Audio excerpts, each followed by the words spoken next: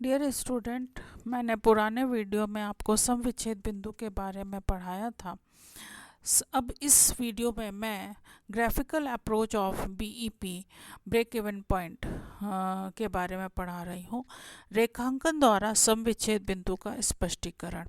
यहाँ ब्रेक को भी चार्ट या लागत मात्रा लाभ कॉस्ट वॉल्यूम प्रॉफिट के ग्राफ के रूप में संदर्भित किया गया है। नीचे दिए गए उदाहरण में कॉस्ट वॉल्यूम प्रॉफिट ग्राफ के बारे में ये बतलाया गया है कि देखिए यहाँ पर एक्स एक्सिस पे हमने क्या है, नंबर ऑफ यूनिट्स, और वाई एक्सिस पे रुपए लिए हैं।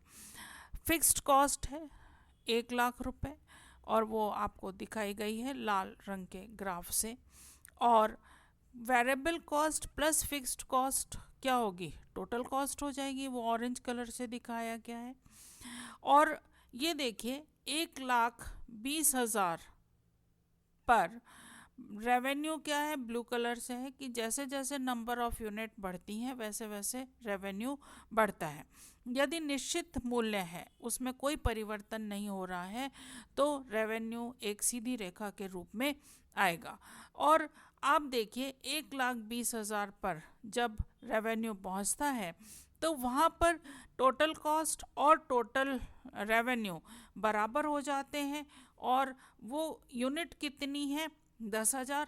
10,000 यूनिट पर 1,20,000 रुपये लागत और लाभ बराबर हैं, तो वो कौन सा बिंदु कहलाता है, ब्रेक इवन पॉइंट। उसके बाद कॉस्ट कम हो जाती है और रेवेन्यू बढ़ने लगता है। इससे पहले ब्रेक इवन पॉइंट से पहले लागत अधिक थी और लाभ कम था। इसके बाद ये जो बिंदु है उसके बाद लाभ अधिक होता है और लागत कम हो जाती है। इसे सम विच्छेद बिंदु या ब्रेक इवन पॉइंट कहते हैं। अब आप देखिए इसका स्पष्टीकरण मैंने बताया है।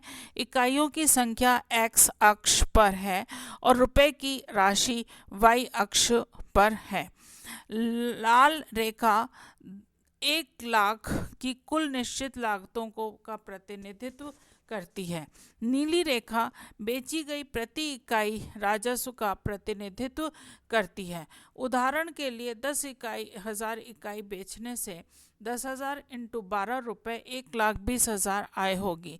पीली रेखा कुल लागत स्थिर व परिवर्तनशील लागत का प्रतिनिधित्व करती हैं।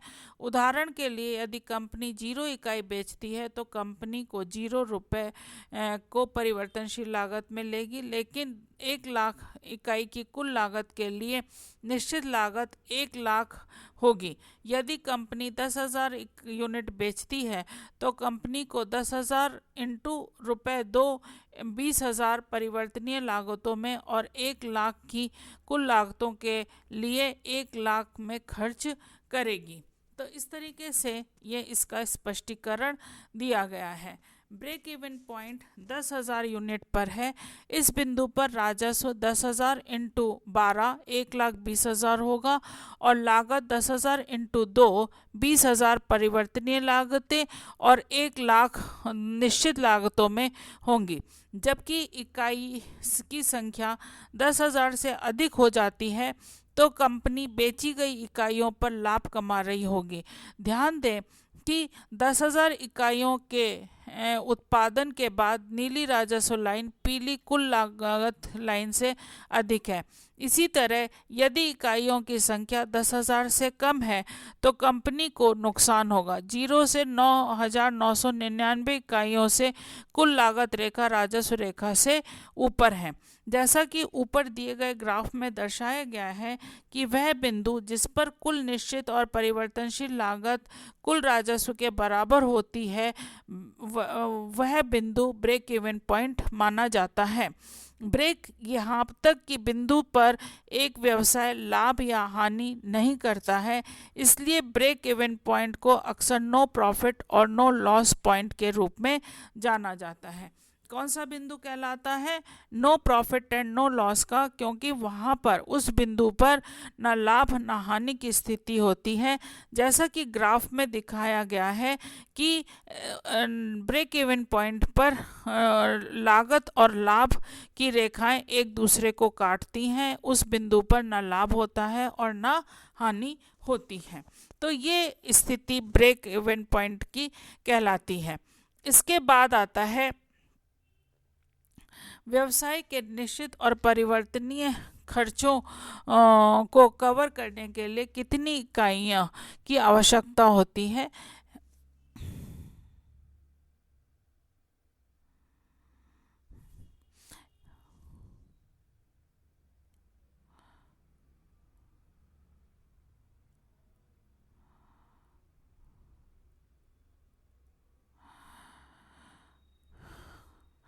की आवश्यकता होती है। यह निर्धारित करने के व्यापार मालिकों और प्रबंधकों के लिए भी विराम का विश्लेषण महत्वपूर्ण है। इसलिए समविच्छेद बिंदु भी इस प्रकार होता है। लाभ जब राजस्व अधिक हो और कुल परिवर्तनशील लागत पर प्लस कुल निश्चित लागत से राजस्व अधिक होता है तो कौन सी स्थिति होती है? लाभ की स्थिति होती है। और समविच्छेद बिंदु कब होता है?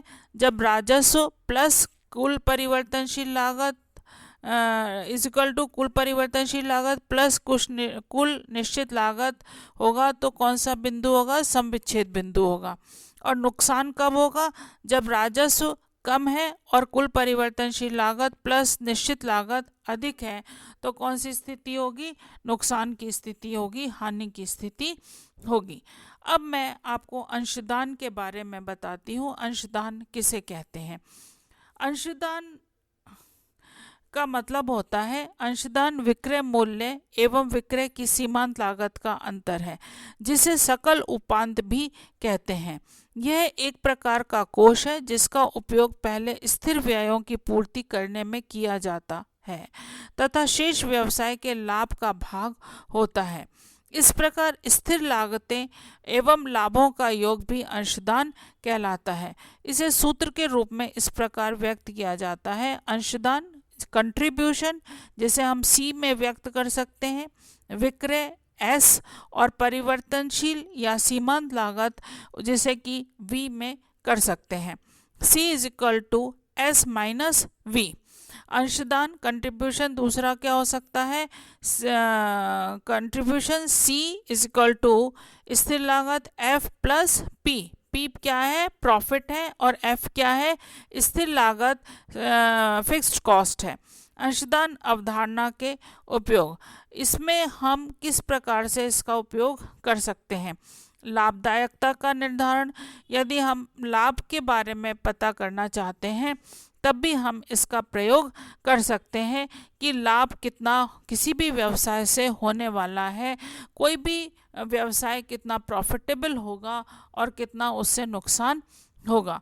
उत्पादन बंद करने या जारी रखने का निर्णय, उत्पादन बंद करने कंट्रीब्यूशन के आधार पर हम ये निर्णय ले सकते हैं कि उत्पादन को बंद किया जाए या जारी रखा जाए। वैसे तो शटडाउन पीरियड कहते हैं कि फिक्स्ड कॉस्ट के बराबर यदि आय आती रहती है तब तक उत्पादन को जारी रखा जाता है, क्योंकि यदि उत्पादन बंद भी हो जाएगा तो अंश फिक्स्ड कॉस्ट तो वैन व्यवसायी को करनी ही पड़ेगी। तो वेरिएबल कॉस्ट के बराबर यदि आपको आय प्राप्त हो रही है तो ये मान लिया जाता है कि उत्पादन को जारी रखा जाए और वह शटडाउन पीरियड नहीं होता है। तो उत्पादन बंद करने का निर्णय, जबकि लाभ ज़ीरो हो और स्थिर लागत अंशदान के बराबर हो, तो क्या कहलाएगा कि वहाँ पर आप उत्पादन को जारी रखेंगे। उत्पाद या विक्रय मिश्रण का चयन, विक्रय मिश्रण मतलब कि कई सारे उत्पादों को आप मिलाकर के बेच रहे हैं, तो ऐसी स्थिति में जैसे टाटा इंडस्ट्री है, टाटा नमक भी बना रही है, चाय भी बना रही है, साबुन भी बना रही है, तो उसके कई सारे उत्पादों को वो बाजार में बेच रही है। तो विक्रय मिश्रण का चयन भी किसके आधार पर किया जाता है? अंशदान के आधार पर किया जाता है कि अंशदान कितना है किसी भी वस्तु का जो कि विक्रय किया जा रही है, विक्रय उससे उसको व्यवसायी को कितना लाभ प्राप्त हो रहा है, उसके आधार पर वो विक्रय मिश्रण का चयन करता है। उत्पादन क्रिया